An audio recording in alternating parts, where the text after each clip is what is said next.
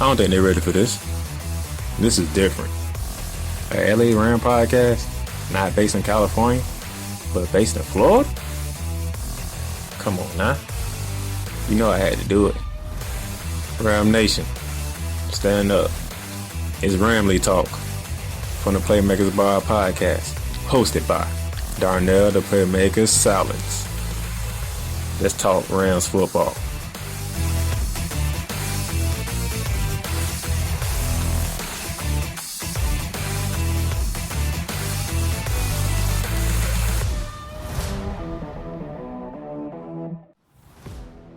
Ladies and gentlemen, welcome to your Week 7 edition of Ramily Talk, here to play the Playmakers Bar podcast. You know me, your host, Darnell the Playmaker Salads, out here in Jacksonville, Florida. And we are 4-2. We took an L on Sunday Night Football, but we have to charge forward and look forward to Monday Night Football with another primetime matchup. So we're going to go over what happened on Sunday night. We're going to look forward to Monday night. Tyler O going to give you his Week 7 fantasy talk for Monday Night Football. And you're going to be out of here. So without further ado, let's go ahead and get into the fact.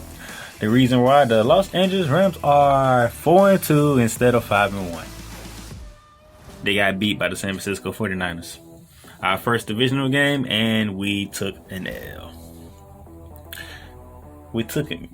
San Fran beat us. They just beat us. There's no way around it. Jared Goff threw for under 200 yards. He had 2 touchdowns. He also had a pick. Cooper Kupp, it was not his game. Let's just call it what it was. Him and Goff could not get on the same page. Coop dropped the touchdown. Goff missed him on the touchdown. That's 14 points right there. The interception wouldn't have happened if Cooper Kupp caught the touchdown pass on 3rd down. We went for it on 4th down, and Jared Goff went to throw the pick. Wasn't a good game.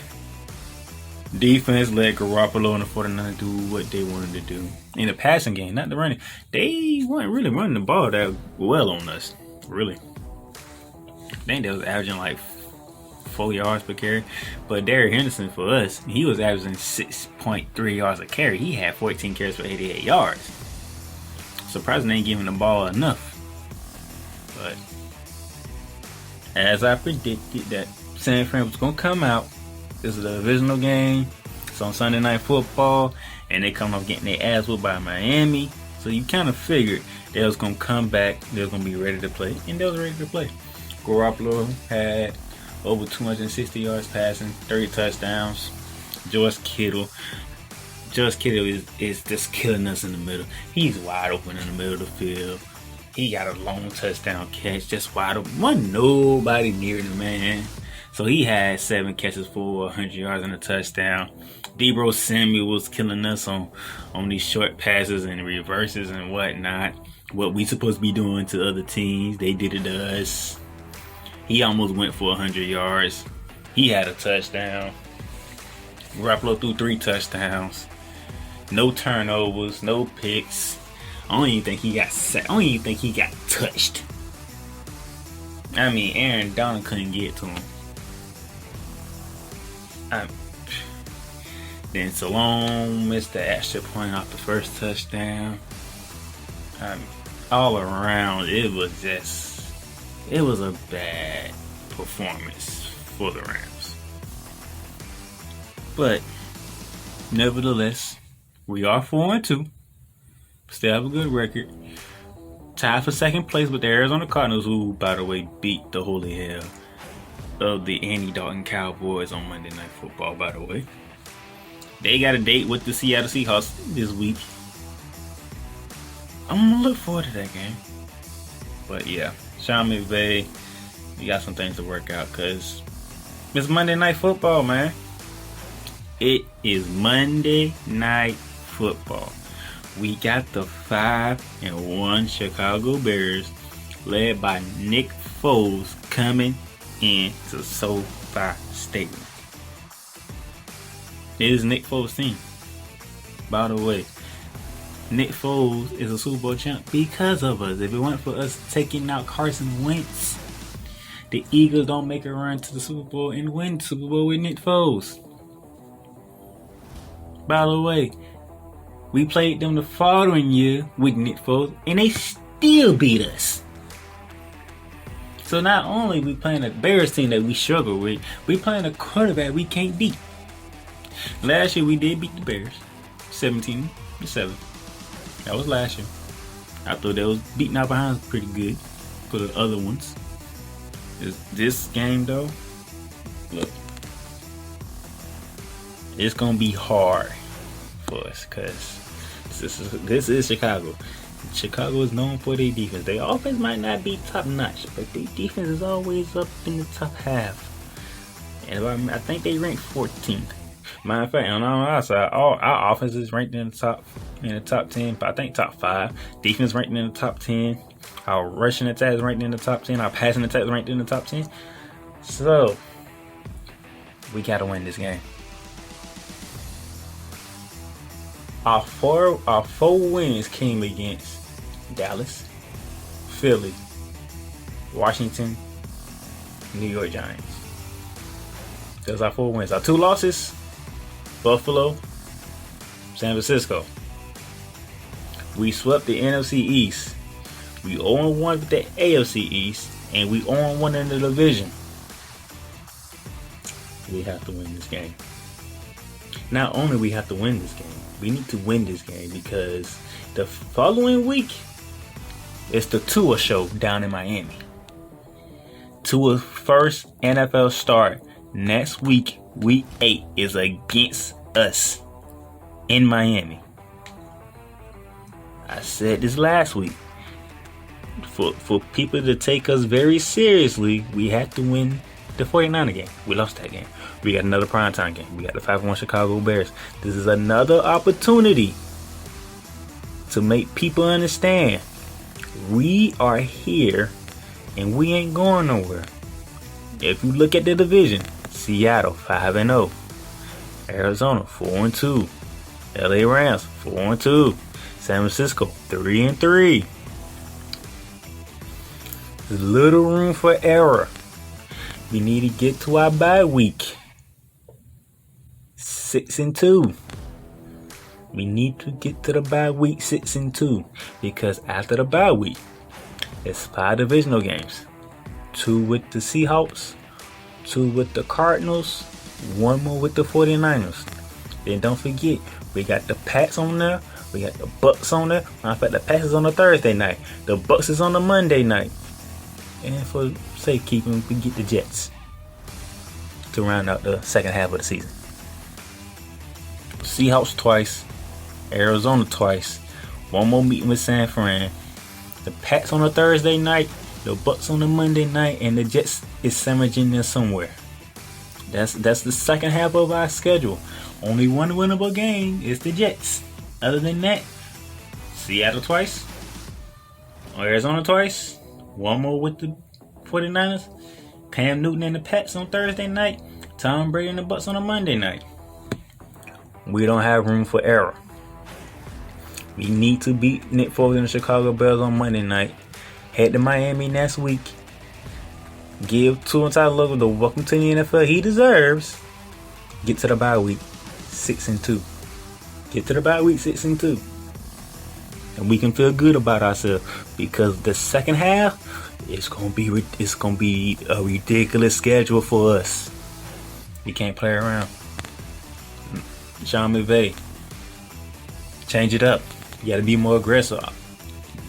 Look, run the ball more, throw some more deep passes, whatever.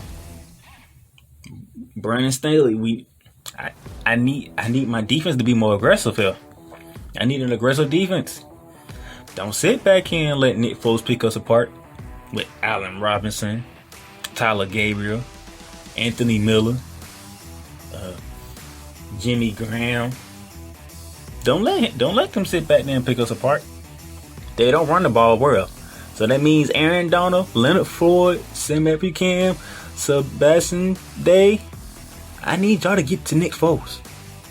David Montgomery has not been running the ball well for Chicago. I need y'all to get to Nick Foles. I need y'all to punish Nick Foles. I need Jalen Ramsey. You know about Allen Robinson. Y'all played together in Jacksonville. I need you to lock him down. Troy Hill, you're probably going to have Tyler Gabriel and Nathan Miller to deal with. Do your best. Do what you need to do. But I don't want to hear Allen Robinson got 100 yards receiving on the Rams on Monday night. I'm putting that on Jalen Ramsey. Jalen Ramsey, I bet not here Allen Robinson had a 100-yard game receiving. I need you to shut him down. Jimmy Graham, that might be a different story because our linebackers are not that good. As you see, we let George Kelly open right in the middle. He had 100 yards on us. Linebackers not that good. My safeties ain't helping either. I need my... John Johnson's doing his thing, but Taylor Rapp, I need you to step it up, sir. I need you to... We don't have Jordan Fuller. Our rookie's been out. Taylor Rapp, I need you to turn back to what you was last year. I need you to step it up. You're looking bad right about now. It's not a good thing. I need my D-line to get to the quarterback. Kaiser and... they doing the best they can. I'm watching. They doing the best. They're making a lot of mistakes, but they doing the best they can. But Jalen Ramsey, I need you to shut down Allen Robinson. I'm gonna need my safeties and linebackers to contain Jimmy Graham. Okay. I also need my linebackers to continue to shut down the run game because San Fran ain't really run on us. Really, the only running back that I know so far who really did damage on us was probably Miles Sanders. Ezekiel Elliott to some degree. But Miles Sanders really gave it to us. He had 100 yards total offense. He almost had 100 yards rushing. Other than that, San Fran ain't do much. Buffalo with their Singletary ain't do much on the ground. Washington ain't do nothing at all on the ground. The Giants ain't do nothing on the ground. So, the run defense is doing pretty good. But my pass defense, I need my pass defense to get a little more aggressive here. Let's go Ramsey, Troy Hill, Taylor Rapp, John Johnson, Darius Williams. I need y'all to poke up. Get rid of these boys. Because Chicago is a must win. I don't care if it's week 7. Chicago on Monday night is a must win. Must win for the Rams. Step up, get it done. By whatever means necessary, get the job done. That's all I gotta say for right now. Now, my boy Tyler O from Fire on High gonna bring you the Rams Fantasy Talk for this Monday night matchup with the Chicago Bears. And when he's done, I'm gonna come back, I'm gonna close it out, and we're gonna get ready for Monday Night Football. Go ahead, Tyler. Welcome to Week 7 of Rams Fantasy Talk. I'll be your host, Tyler Oginski. As always, this will be a quick one. If you go to the last 2 podcasts, I've outlined how great of a rushing football team the Rams are in 2020. I'm not going to go over all those stats. I'm not going to go over that grocery list again. Just know that this Rams team is one of the best. In fact, the Rams rushing offense is currently first DVOA. Again, as a reminder, DVOA measures a team's efficiency by comparing success of every single play to the league's average based on situation and opponent. It's just a good way of telling how good a team's offense or defense is by looking at the average team, not just like, oh, they really exceeded in a good matchup, or oh, they didn't do well because it's a bad matchup. It takes the average. I love the stat. The Rams are first in DVOA in rushing offense. Being first in DVOA sounds great in terms of fantasy. At this point, it's well documented that the NFL's top rushing team with top rushing production can be a bit tricky to pin down as there's a clear committee in Los Angeles. However, last week, there was some clarity. With the healthy Akers, he only got 1 snap. Taking a peek at pass usage, it's clear to me that Henderson is the lead back and Akers is his direct backup. However, it seems they want to use Akers a bit more in close situations, but if the game's a runaway, it seems like Henderson is getting the job. Again, it's tough to definitively say exactly what this running back situation looks like, as it's been a crapshoot so far this year. The best thing I can come up with is we got a committee, that much is true. Henderson is the lead in the committee, and Akers is his backup, and Malcolm Brown seems to have carved out a secondary role with an emphasis on the pass game. The thing about Malcolm Brown's role is, while it's important to the Rams offense, it offers meager production with little upside. He isn't really worth rostering at any point unless you're in a really deep league. The upside just isn't there. I sincerely hope you're not in a situation where you need to start Malcolm Brown. I like a lot of other guys that are likely on your waiver wire that have more upside than Malcolm Brown going forward, so you can drop Malcolm Brown. Darrell Henderson is currently sitting at running back 22 in PPR leagues as a low-end RB2. In a lot of ways, this is exactly how I view him through 6 weeks. Henderson is a low-end RB2. If you were to tell me that at the beginning of the season, I wouldn't be surprised. It sounds right. On Monday Night Football, the Rams draw the Bears at home. While this is not an ideal matchup for a primetime Monday slot, we should see some decent football. At first glance, this matchup isn't great for any of the Rams pieces, because the Bears are a good defense. But as you dig a little deeper into the matchups, it does seem a bit better for Henderson than it does almost anybody else. We know the Bears defense is good, but this isn't the Bears of 2018. While they have certainly been elite against the pass this season, second DVOA, they've been a bit susceptible against the run at 11th DVOA and 14th in yards allowed per carry. If you want to beat this Bears team, you certainly can on the ground if your rushing offense is good. And lucky for the Rams, their rushing offense is the best thus far. You pair that with the fact that the Rams are not only at home, but home favorites by 6 points, and I have a real hard time telling anybody to sit Henderson. I wouldn't expect the world out of Henderson, but he has cleared 22 fantasy points in 3 of his last 5 games, and has gotten double digit in 4 of the last 5. Henderson is also the go-to guy in the green zone. For those unfamiliar with the green zone, that is the 10-yard line in, so it's kind of half of the red zone, it's the green zone. He's seen 16 touches in this green zone. That's more than Malcolm Brown, Akers, Higbee, and Robert Woods combined. He's got the goal line job locked down. Most folks don't have the luxury to sit a guy like Henderson. I can't do it. He's going to be in the top 24 for me this week, regardless of the Bears' defense. Get him in your lineups. Don't be scared because it's the Bears. I will say, if Henderson does underperform in this game, Akers would explode, and this would be the Akers coming out game. This is why I'm saying drop Malcolm Brown, don't drop Akers. I like Akers' upside. While it's tough for me to say go out and acquire Akers, he's definitely a guy, if on waivers, I want on my bench, because he's one good game away, I think, from taking this starting job, because Henderson does not have it locked down, as we've seen so far this year, even though Henderson is the guy right now. It's going to be tough for me to have any kind of real exciting point or take about these wide receivers on the Rams. You start Kupp and you start Woods every single week, you don't look back. Obviously, some weeks you need to, expect more. Some weeks you need to draw back those expectations. I think this is definitely one of those weeks where you can only expect maybe 8 to 12 out of these two dudes. This is not the week to be, I'm down 20 going into Monday Night Football. I need Kupp or Woods to score 20. I wouldn't bet on that happening, but hey, it is Robert Woods. It is Cooper Kupp. They're both very good to good wide receivers. Most would argue they're both very good wide receivers. So start them every week, no matter what. That's the end of that. Just temper expectations a bit this week. Jared Goff, it's not the best situation for him. Again, the Rams are home favorites, and the Bears have been stout against the pass. Vegas says the Rams should win, and if the Rams are winning, they're probably going to run the football. I mean, the Rams are probably going to run the football no matter what, even if they are losing, winning, regardless. This is what that team is, but especially if the Rams are winning, they're just going to run the football, bring down the clock. There's absolutely a world where Goff has a great game and throws for 300 yards and 3 touchdowns. Of course that can happen, but I wouldn't bet on it in this game. I'm not starting Jared Goff in any of my single QB leagues. He's outside of my top 12. Although, if you are in a super flex league where you do start 2 quarterbacks, Goff is a start moving forward regardless of the matchup.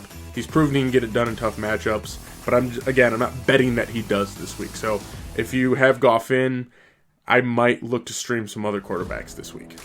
Moving to tight ends, man, Higbee currently sits at tight end 8 in PPR leagues, and this will continue to trend downwards. I've talked about it in the last couple of pods. Gerald Everett has carved out just enough of a role to make Higbee a very unexciting fantasy option. For some reason, Higbee's just not running routes or on the field in third down situations. If it's third and long, that is Gerald Everett's role. And if we want a top 10 tight end, especially come into the season, you need a tight end who's going to be running routes, catching balls on third and long. He's just not that guy. Yes, he can catch some touchdowns here and there, but if you can recoup top 12 value for Higbee, I recommend you do it.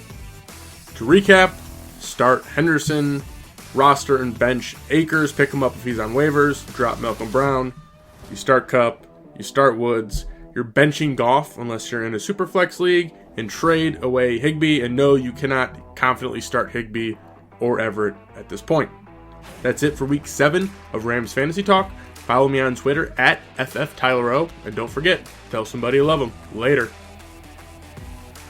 Thank you for that, Tyler O. Y'all can catch him on Fire on High Podcast for the rest of your fantasy talks for week 7.